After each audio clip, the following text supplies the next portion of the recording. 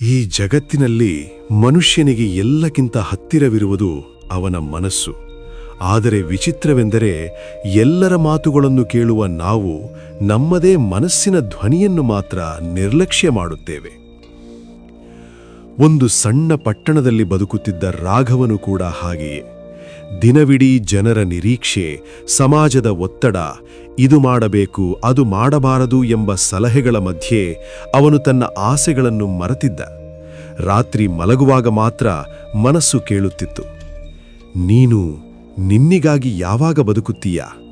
ಆದರೆ ಬೆಳಗ್ಗೆ ಆಗುತ್ತಿದ್ದಂತೆಯೇ ಆ ಧ್ವನಿ ಮತ್ತೆ ಮೌನವಾಗುತ್ತಿತ್ತು. ಒಂದು ದಿನ ರಾಘವನು ದೊಡ್ಡ ನಿರ್ಧಾರ ತೆಗೆದುಕೊಳ್ಳುವ ಸ್ಥಿತಿಗೆ ಬಂದ. ಸುರಕ್ಷಿತವಾದ ಕೆಲಸ, ಆದರೆ ಆತ್ಮತೃಪ್ತಿ ಇಲ್ಲ.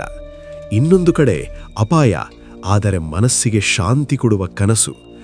ಎಲ್ಲರೂ ಹೇಳಿದರು, ರಿಸ್ಕ್ ತೆಗೆದುಕೊಳ್ಳಬೇಡ. ಆದರೆ ಆ ರಾತ್ರಿ ಅವನ ಮನಸ್ಸು ಗಟ್ಟಿಯಾಗಿ ಮಾತನಾಡಿತು. ಭಯವಿಲ್ಲದೆ ಬದುಕಿದ್ದರೆ ಬದುಕಿದ್ದೇನು ಅರ್ಥ? ಆ ಪ್ರಶ್ನೆ ಅವನ ನಿದ್ರೆಯನ್ನು ಕದ್ದುಕೊಂಡಿತು. ಕಣ್ಣಲ್ಲಿ ನಿದ್ರೆ ಇಲ್ಲದಿದ್ದರೂ ಮನಸ್ಸಿನಲ್ಲಿ ಒಂದು ಸ್ಪಷ್ಟತೆ ಮೂಡಿತು. ಮುಂದಿನ ದಿನ ಅವನು ನಿರ್ಧಾರ ತೆಗೆದುಕೊಂಡ. ಸಮಾಜದ ಶಬ್ದವನ್ನು ಕಡಿಮೆ ಮಾಡಿ ಮನಸ್ಸಿನ ಧ್ವನಿಗೆ ಕಿವಿಗೊಟ್ಟ. ದಾರಿ ಸುಲಭವಾಗಲಿಲ್ಲ.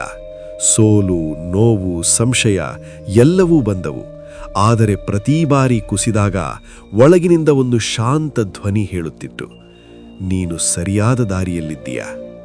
ಕಾಲ ಕಳೆದಂತೆ ರಾಘವನು ಅರಿತುಕೊಂಡ, ಗೆಲುವೆಂದರೆ ಹಣವಲ್ಲ, ಹುದ್ದೆಯಲ್ಲ, ಮನಸ್ಸು ರಾತ್ರಿ ನಿಶ್ಚಲವಾಗಿರುವುದೇ ನಿಜವಾದ ಯಶಸ್ಸು. ಅಂತಿಮವಾಗಿ ಅವನು ಒಂದು ಸತ್ಯವನ್ನು ಕಂಡುಕೊಂಡ. ಜಗತ್ತಿನ ಶಬ್ದಗಳು ನಿನ್ನನ್ನು ಗೊಂದಲಗೊಳಿಸಬಹುದು, ಆದರೆ ಮನಸ್ಸಿನ ಧ್ವನಿ ನಿನ್ನನ್ನು ನಿನ್ನತ್ತಲೇ ಕರೆದೊಯ್ಯುತ್ತದೆ. ಅದನ್ನು ಒಮ್ಮೆ ಕೇಳಲು ಧೈರ್ಯ ಮಾಡಿದರೆ ಸಾಕು, ಜೀವನದ ದಾರಿ ತಾನಾಗಿಯೇ ಬೆಳಗುತ್ತದೆ.